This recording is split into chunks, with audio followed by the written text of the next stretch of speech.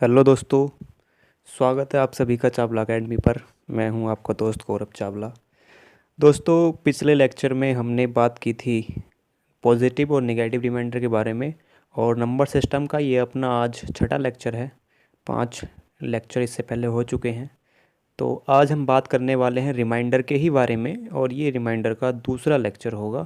तो total 2 lecture में हम रिमाइंडर के बारे में बात करेंगे और आज रिमाइंडर ख़त्म होगा। तो आज हम क्या बात करने वाले हैं रिमाइंडर के बारे में बता देता हूँ। आज हम देखने वाले हैं कि जब सवाल आपको, जो मैंने आपके सामने सवाल लिखे हैं, जब सवाल आपको इस तरह से दिए जाएं, तो कहने का मतलब क्या है कि जो कुछ थ्योरम होती हैं रिमाइंडर में, जैसे फर्मेट थ्योरम होती है और यूलर थ्योरम होती है, तो इस थ्योरम पर जो सवाल आते हैं हम उनको देखने वाले हैं। तो छोटे छोटे मैं जो है वो सेशन लेकर के आ रहा हूँ, लेकिन मैं इस तरह से काम कर रहा हूँ दोस्तों कि कोई भी क्वेरी आपको इस टॉपिक को पढ़ने के बाद में ना रहे। तो कुछ वीडियो और आएंगी इसकी, अभी 4-5 वीडियो और आएंगी। तो मेनली जो है वो 10 से 12 लेक्चर अपने होंगे इसके टोटल, और उसमें ये अपना जो नंबर सिस्टम है वो कंप्लीट हो जाएगा। तो चलिए दोस्तों, लेक्चर चाहे 1-2 बढ़ जाए, लेकिन कोई चीज़ हम ऐसे छोड़ेंगे नहीं जो इसमें रह जाए, ताकि आप जब भी इसको पूरा पढ़ लें तो आपको कोई ऐसा डाउट ना रहे कि फिर उसके बाद में आपको नंबर सिस्टम में कोई डाउट रह जाए या कोई सवाल यहाँ से छूट जाए। तो ऐसी मेरी कोशिश है। चलिए, तो शुरू करते हैं। आज मैंने इसको 3 टाइप में डिवाइड किया है, और ये 3 टाइप के सवाल जब आप पढ़ लेंगे तो इस तरह के कोई भी सवाल फिर आप एग्ज़ाम में नहीं छोड़ेंगे। तो चलिए हम शुरू कर लेते हैं। सबसे पहले टाइप नंबर फर्स्ट क्या है कि जब आपको सवाल जो है वो इस टाइप का मिले, तो इसको बड़े ध्यान से समझो ज़रा पहले। दोस्तों, नीचे क्या है 58। बड़ा आसान है, भाग देना सब जानते हैं। 58 को अगर मैं भाग दूँ, 58 से भाग दूंगा किसको, 59 को। तो 58 से अगर मैं 59 को भाग दूंगा तो कितना आएगा, 58 एक बार जाएगा तो कितना आएगा 58, यानी कि शेषफल यहाँ से कितना आ गया, 1। तो अब एक शेषफल आ गया यहाँ से, अब कोई दिक्कत नहीं है। तो क्योंकि एक शेषफल है, यहाँ पर मैं क्या कर सकता हूँ, 59 को मैं किस कह सकता हूँ कि 59 माइनस, सॉरी 58 प्लस 1, ऐसा बोल सकता हूँ इसको, और बटे 58। इसका मतलब क्या होता है 58 प्लस 1 का, 59 ही होता है ना, और 557। तो 58 से 58 कट जाएगा और क्या बचेगा, 1 की पावर 557। और एक की घात तो दोस्तों कितनी भी करो हमेशा कितना ही आएगा, 1 आएगा। तो यहाँ से इसका शेषफल कितना आ जाएगा, 1 आ जाएगा। कहने का मेरा मतलब क्या है कि आपको ऐसा कोई भी सवाल हो उसमें क्या करना है, या तो वो पूरा पूरा कट जाए नीचे वाली संख्या से, और अगर नहीं कटता है तो 1 बचे, केवल शेष क्या बचे, 1 बचे। क्यों 1 बचे, क्योंकि 1 की घात आप कितनी भी कर लो, ठीक है, हमेशा जो है 1 ही आता है। तो इसीलिए अगर मान लीजिए यहाँ पर हम शेष 2 बचा देंगे, तो 2 की घात अगर हम 2 की घात करेंगे, 2 की घात फिर हमें गुणा करना पड़ेगा। जैसे 2 की घात 4 अगर कर दें तो 2 को 4 बार गुणा करना पड़ेगा, तो फिर नंबर्स जो हैं बदल जाते हैं। तो इसीलिए 1 को आप कितनी बार भी गुणा कर लो, हमेशा 1 ही आएगा। इसलिए हमें करना क्या होता है, हमें ये करना होता है कि ऊपर जो जो भी हमारा ऊपर हम जिससे हम भाग दे रहे हैं, तो ऊपर जो है उससे हमेशा 1 बचना चाहिए, हमें ये देखना है, इससे ज़्यादा नहीं बचे। ठीक है। तो जैसे पहले ये सवाल कुछ आसान सही है, इनको तो आप आराम से कर सकते हैं। जैसे मैं ये देखता हूँ 68, ऊपर क्या है 69। तो जब आप भाग देंगे इससे तो 68 से कितनी बार कट जाएगा, यहाँ पर क्या बचेगा, 1, और 1 की पावर कितना है, 234। तो यहाँ पर भी शेष कितना आ जाएगा, 1 ही आ जाएगा। ठीक है। अब जैसे यहाँ पर देखिए, यहाँ पर क्या है 64, ऊपर क्या है 257। अब इसको देख के आपको ये समझना है कि हमने करना क्या है, कि ऊपर किसी भी हालत में हमने 1 लेकर के आना है। ठीक है।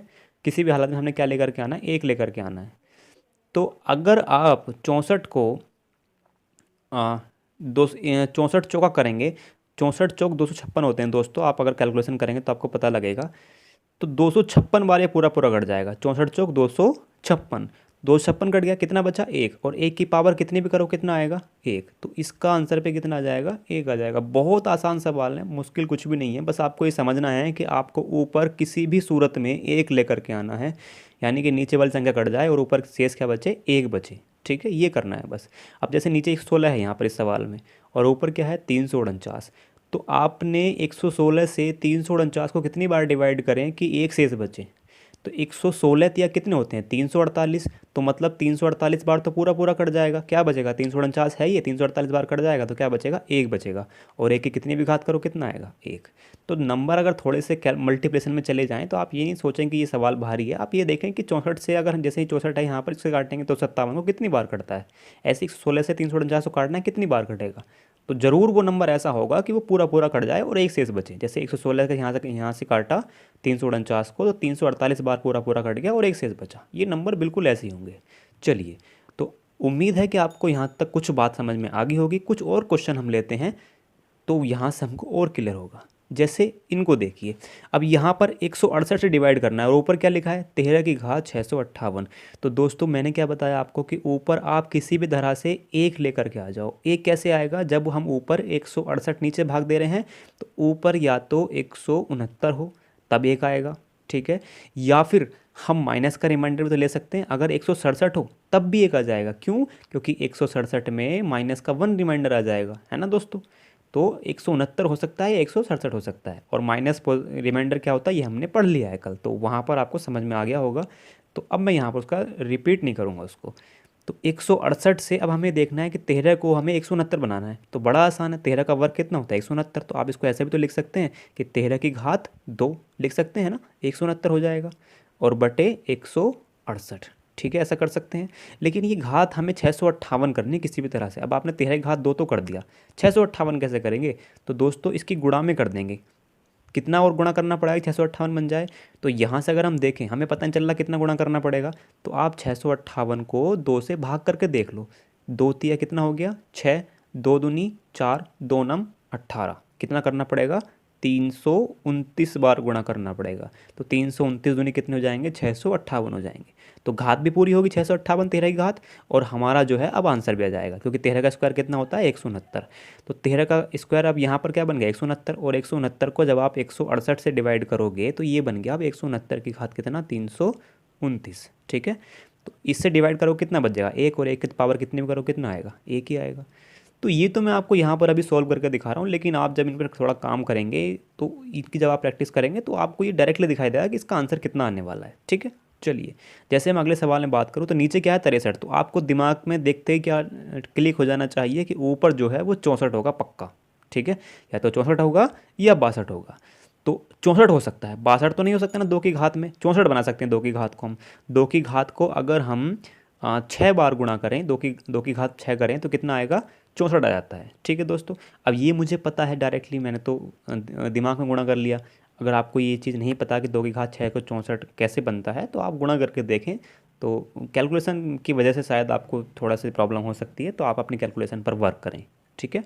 चलिए, तो 2 की घात 6 क्या बन गया 64 बन गया। 2 की घात को 6 बार गुणा करेंगे तो इतना 64 बन गया। हमारा काम इतना चल गया यहाँ से। 63 नीचे भाग दे रहे हैं। तो अब यहाँ पर 331, ये ध्यान रखना 331 पूरा पूरा रखना है, ये कम नहीं करना किसी भी तरह से।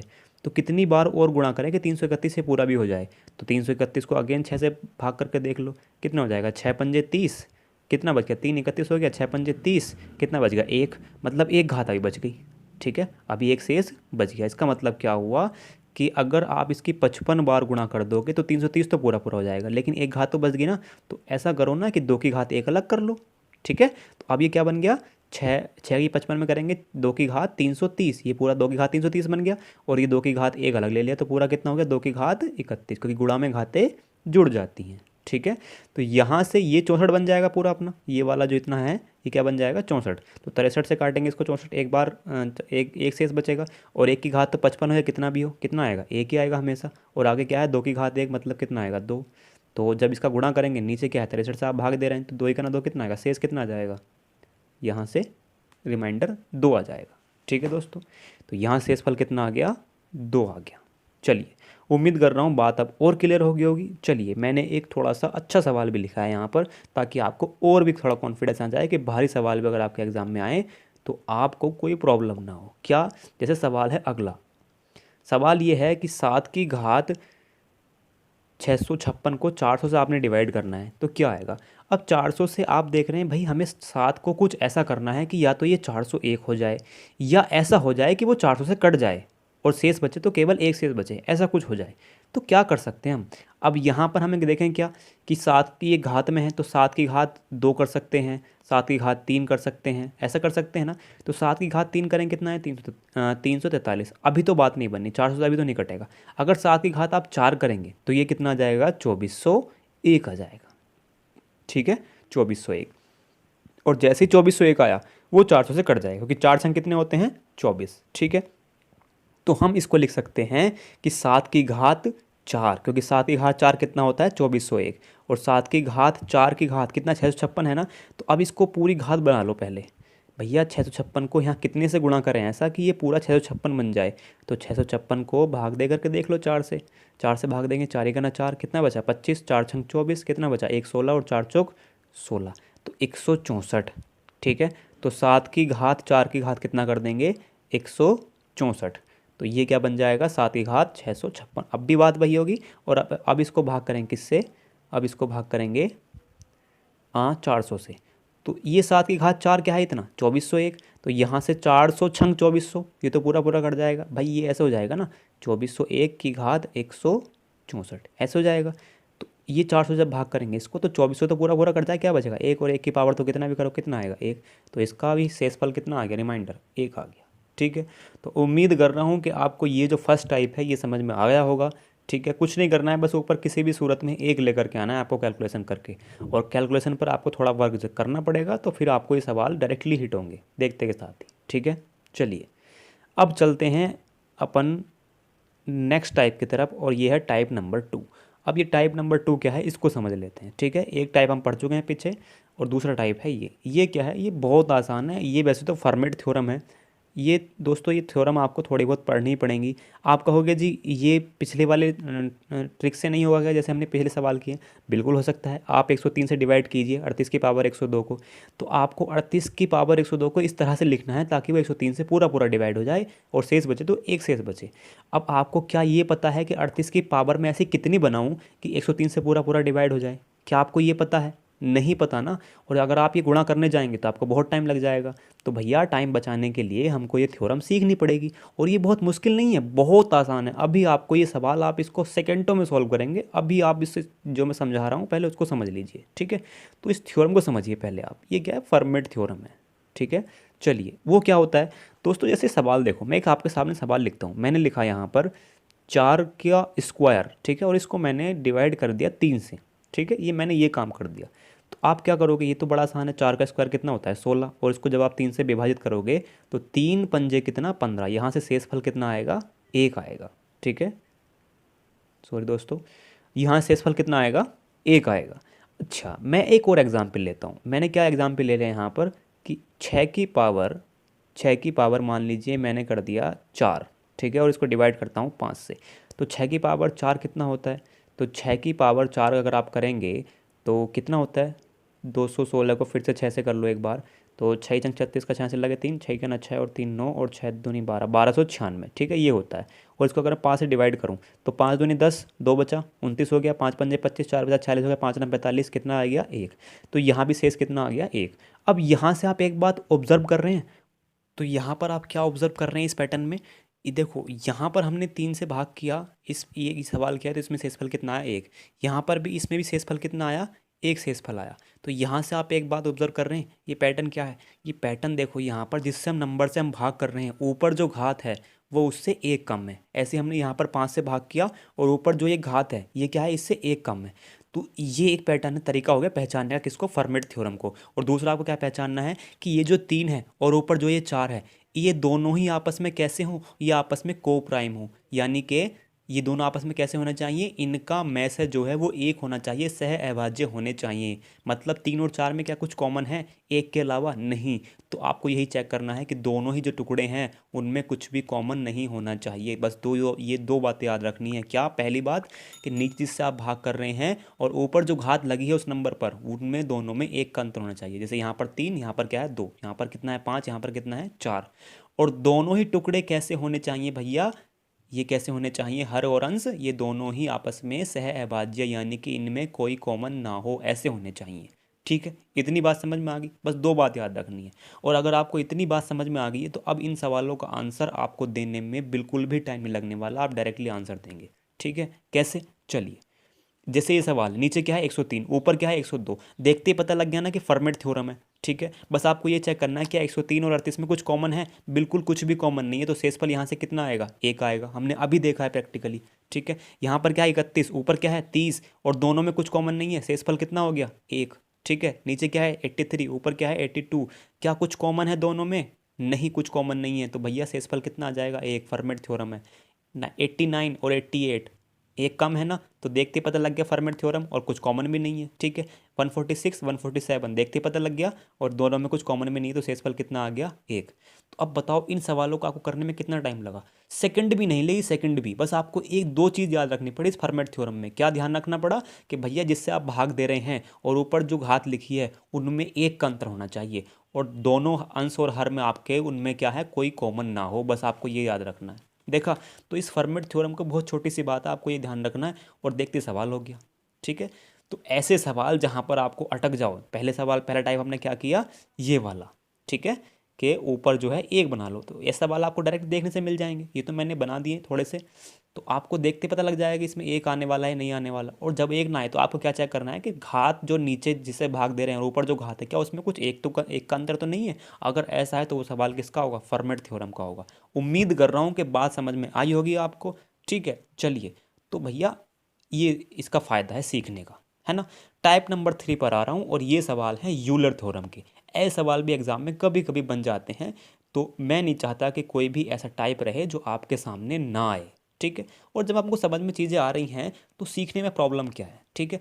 इस यूलर थ्योरम को मैं थोड़ा समझाना चाहता हूँ, ये है क्या, ठीक है। यूलर थ्योरम क्या कहती है कि भैया इसमें सिंपल सी कहानी ये है, जैसे हम इस पर बात करते हैं, ये जो है ना नीचे जिससे आप भाग दे रहे हैं, इसमें करना कुछ नहीं है। ये भी बिल्कुल ऐसा ही है कि ये दोनों जो नंबर हैं, ये कैसे होने चाहिए आपस में, ये आपस में को प्राइम होने चाहिए, मतलब दोनों में कुछ कॉमन ना हो, जैसा हमने पीछे सीखा अभी। लेकिन आपने यहाँ पर ये देखा कि वहाँ पर क्या था, यहाँ पर 49, तो यहाँ पर अगर 48 होता तो मैं कहता कि इसका आंसर क्या है, एक है। लेकिन यहाँ पर क्या है, यहाँ पर है 127। तो जब आपको दिखाई दे रहा है, और 49 से क्या आप पहला वाला तरीका लगा सकते हैं कि यहाँ पर किसी तरह से एक आ जाए, आ तो जाएगा, लेकिन कितना गुणा करना पड़ेगा ये पता नहीं हमको। तो ऐसे सवालों में क्या करेंगे, जहाँ पर पहला टाइप भी ना हो, दूसरा टाइप भी ना दिखाई दे, तो ऐसे सवालों में क्या करना है, आपको करना ये है कि इसको यूलर ने जो है वो एक चीज़ बताई कि भैया जिससे आप भाग दे रहे हैं ना, उसका आप टोसिएंट फंक्शन निकाल लो। अब ये टोसिएंट मेथड क्या होता है ये सीख लेते हैं पहले, ठीक है। मैं आपको बताता हूँ कि टोसिएंट मेथड क्या होता है, टोसिएंट, ठीक है।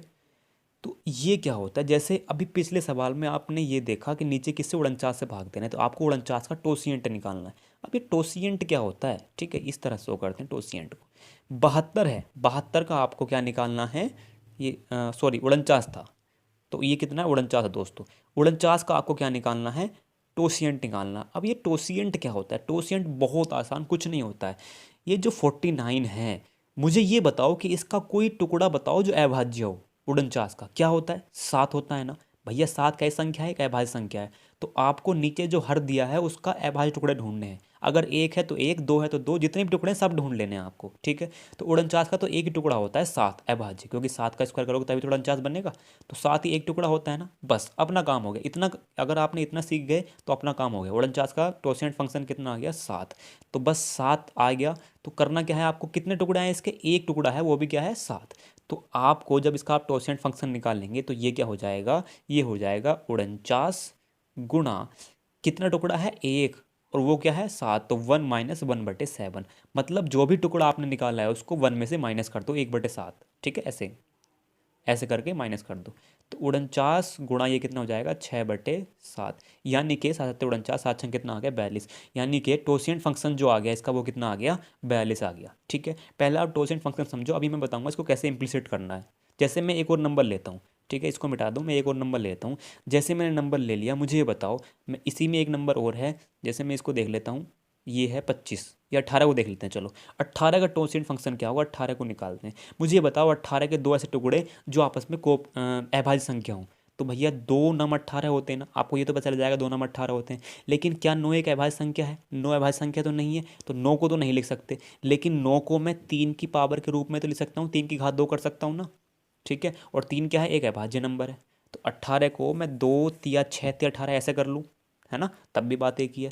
तो इसके दो टुकड़े कौन कौन से बने अभाज्य, 2 और 3। तो इसका मतलब क्या हो गया कि 18 के दो टुकड़े बने। अब 18 का आपको टोसिएंट फंक्शन निकालना है, तो 18 का जब आप ये निकालेंगे तो भैया दो टुकड़े हैं, तो पहला वाला क्या करना है आपको, तो यहाँ पर करना क्या है, जैसे हमने पहले किया था कि 18 गुणा पहला टुकड़ा क्या है, 2, तो 1 - 1/2, ठीक है। दूसरा वाला टुकड़ा क्या है, दूसरा वाला टुकड़ा है 3, तो क्या हो जाएगा, गुणा, सॉरी दोस्तों, ये हो जाएगा गुणा 1 - 1/3, ये हो जाएगा, इतना कर लिया, बस काम खत्म हो गया। तो 18 गुणा ये कितना हो गया, 2 × 2 - 1, 1/2, और गुणा 3 × 3 - 2/3। तो यहाँ से 3 दूनी 6 थे, कितना हो गया 18, और ये कितना हो जाएगा 3 दूनी 6, तो 18 का टॉसिएंट फंक्शन कितना आ गया, 6 आ गया। तो आपको समझ में आया टॉसिएंट फंक्शन कैसे निकालते हैं, ये बहुत ज़रूरी है इसके लिए, अगर आपको ये चीज़ सीखनी है तो। ठीक है, उम्मीद कर रहा हूँ कि आप टॉसिएंट फंक्शन निकालना जान गए होंगे। तो अगर नहीं समझ में आया अभी भी, तो आप एक बार रिवर्स करके देखिए, आपको मुझे पूरी पूरी उम्मीद है कि आपको समझ आ जाएगा। ठीक है, चलिए सवालों पर चलते हैं। तो क्या हुआ इसका कि 49 का हमने टॉसिएंट फंक्शन अभी निकाला था, वो कितना है 42। तो भैया करना क्या है कि अगर आप 13 की घात 42 लिख देंगे और इसको भाग देंगे किससे, 49 से, क्योंकि 42 जो है 49 का टॉसिएंट फंक्शन है, तो इसने पूरे की वैल्यू क्या हो जाएगी, 1 आ जाएगी। ठीक है, ये यूलर ने इसको निकाला कि अगर आप ऐसा करते हैं, इसके टॉसिएंट फंक्शन की घात के रूप में इसको लिखते हैं, तो इस पूरे की वैल्यू कितना आ जाती है, 1 आ जाती है। ठीक है, अब जरा का बताओ, लेकिन यहाँ पर घात कितनी है 127, तो हम 42 तो नहीं छोड़ सकते इसको, हमें इसको क्या करना पड़ेगा, हमें इसको पूरा लिखना पड़ेगा 127 की घात के रूप में। तो चलो हमने कोई बात नहीं, 13 की घात हमने 42 कर दिया। ठीक है, और नीचे किससे भाग दे रहे हो, 49 से। अब 127 लिखना है तो कैसे लिख सकते हैं, तो मैं इसको ऐसे ही तो कर सकता हूँ कि इसकी घात मैंने कितना कर दिया, 3 कर दिया, क्योंकि 42 तक कितने होते हैं, 126 होते हैं ना। और अब एक घात और रहेगी, तो 13 की घात 1 को ऐसे अलग लिख लिया, है ना। 42 दिया 126, तो ये हो गया, और एक घात ये होगी, तो 13 घात 127 पूरा हो गया। तो यहाँ से जब ये 49 से काटेंगे, ये तो आ जाएगा कितना, 1, और 1 की घात तो कितना भी करो 1 ही आएगा, और आगे क्या है गुणा 13, और अब ये किससे डिवाइड कर रहे हैं 49 से, तो 13 का ना 13 कितना आएगा 13। तो यहाँ से जो शेषफल आ गया वो कितना आ गया 13। इस पहले वाले का आंसर कितना आ गया 13 आ गया। बताओ बात समझ में आई कि नहीं आई। ठीक है, चलिए अगला सवाल देखते हैं, यहाँ पर और ज़्यादा क्लियर हो जाएगा, ज़रा इसको समझ लो। ये क्या है, 5 की घात 75/18। तो भैया 18 का हमने अभी टॉसिएंट फंक्शन निकाला, कितना आया था 6 आया था। तो आपने क्या करना है, 5 की घात 6 के रूप में इसको लिख लेना है सबसे पहले, क्योंकि इतने की वैल्यू कितना हो जाएगी 1 हो जाएगी। ठीक है, इतना काम कर लिया आपने। अब हमने घात तो पूरी लिखनी है ना 75, तो कितना और गुणा करें कि 6 को कितने से गुणा करें कि 75 बन जाए। तो 6 को अगर हम कितने से गुणा कर दें, 6 को अगर हम गुणा कर दें किससे, यहाँ से करेंगे तो कितना आ जाएगा, 12 से गुणा कर दें, अगर 12 छंग कितने होते हैं 72, तो 72 बन जाएगा, है ना। 75 तो नहीं बन सकता 6 से गुणा करके इसको किसी भी तरीके से, कोई संख्या ऐसी है ही नहीं जो 6 से गुणा करके 75 बन जाए, लेकिन 72 तो बन जाएगा ना। कितना बचा, 3 बचा, तो 5 की घात 3 को अलग लिख लो। बात समझ में आई, अभी हो गया ना पूरा 75, 5 की घात 75 बन गया पूरा। ठीक है, तो इसका मतलब इसका ये कट जाएगा पूरा पूरा, यहाँ पर कितना आएगा 1, और 1 का पावर तो कितना भी करो 1 ही आता है। अब बचा क्या, यहाँ पर 5 की घात 3 बचा। इसका मतलब क्या हुआ, 5 की पावर 3 का कि 5 पंजे 25 पंजे 125, यानी कि 1 गुणा 125, और इसको डिवाइड करना है हमें किससे, 18 से। जब इसको 18 से डिवाइड करोगे तो 18 छक्का कितने होते हैं 102, और 18 सत्ते कितने होते हैं, 18 छक्का 102, 18 सत्ते कितने होते हैं भाई, 18 छक्का 102 थोड़ी ना होते हैं, 18 छक्का होते हैं 108। ठीक है, और 18 छक्का 108 होते हैं, 18 सत्ते कितने होते हैं, तो 18 से डिवाइड करना है। 18 से जब भाग करेंगे 125 को तो कितना जाएगा, 18 छक्का 108, 18 सत्ते 126, 126 ज़्यादा हो जाएगा, 18 छक्का 108, 108 बार जाएगा, तो कितना बचेगा 108 से आगे फिर, तो ये बचेगा 15 और 2 17। तो यहाँ से जो आ गया शेषफल वो कितना आ गया 17, यानी कि इसका जो रिमाइंडर है वो कितना आएगा 17 आएगा। ठीक है, चलिए उम्मीद कर रहा हूँ बात समझ में आ गई होगी। लास्ट सवाल जो है इसका वो भी देख लेते हैं, ये भी आसान है। अब मुझे ये बता दो आप फटाफट कि 25 का टॉसिएंट फंक्शन क्या होगा 25 का। तो भैया 25 का टॉसिएंट फंक्शन मतलब क्या, 25 का अभाज्य टुकड़े, अभाज्य टुकड़ा 25 का कितना बनेगा, एक ही बनेगा, वो क्या है 5। ठीक है, तो 5 बनेगा ना, तो हम क्या करेंगे 25 कितना टुकड़ा है, एक ही टुकड़ा है, तो ये हो जाएगा 25 गुणा 1 - 1/5, ऐसे तो होगा। और 5 का ना 5 माइनस 4/5, तो इसको मैं लिख सकता हूँ, क्या लिख सकता हूँ 25 गुणा 4/5, ये लिख सकता हूँ ना।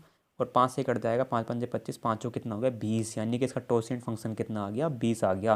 तो अब हमें करना क्या है, हमें करना ये है कि 37 की घात 20 इसको लिख लिया। ठीक है, टॉसिएंट फंक्शन लिख दे इसका, और बट्टे 25, और इतने की वैल्यू क्या आ जाएगी 1, लेकिन हमको घात तो पूरी लिखनी है, 142 करना है इसको पूरा।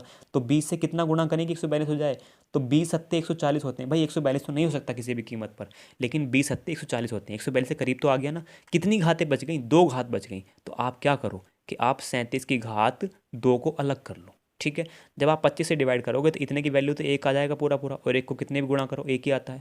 लेकिन 1 गुणा 37 की पावर कितना है 2, यानी 37 गुणा 37। ठीक है। अब आपको इसको भाग करना है। जब आप 25 से इसको भाग दोगे तो 25 से करना 25, यहाँ से कितना बच गया 5 7 12, और 25 से करना 25, यहाँ से भी कितना बच गया 12 शेषफल। तो 12 12 तो गुणा करें कितना जाएगा 144, यानी कि यहाँ पर कर लेते हैं 144 को जब आप 25 से डिवाइड करोगे फर्दर तो 25 छक्का 150, 25 पंजे 125, ठीक है। 25 पंजे कितने 125। तो यहाँ से कितना बच जाएगा 14 और 5 19, यानी कि इसका शेषफल कितना आ जाएगा 19 आ जाएगा। चलिए, उम्मीद कर रहा हूँ कि आपको ये बात भी समझ में आ गई होगी। तो इसी के साथ जो है वो अपने सवाल समाप्त होते हैं। ठीक है दोस्तों, उम्मीद कर रहा हूँ लेक्चर आपको पसंद आया होगा। तो पसंद आया है तो लाइक शेयर कमेंट जो भी करना है करते जाओ यार, और बस मुझे बताते जाओ कि आपको जो है वो कितना समझ में आया। और अगर कहीं आपको क्वेरी लगी है, थोड़ी बहुत चीज़ें कुछ रह गई हैं नहीं समझ में आई हैं, तो मुझे कमेंट में लिखो। कोई भी आपका डाउट हो, कोई भी सवाल हो, और मुझे ज़रूर बताओ। ठीक है, चलिए तो मिलते हैं नेक्स्ट टॉपिक में। Take care.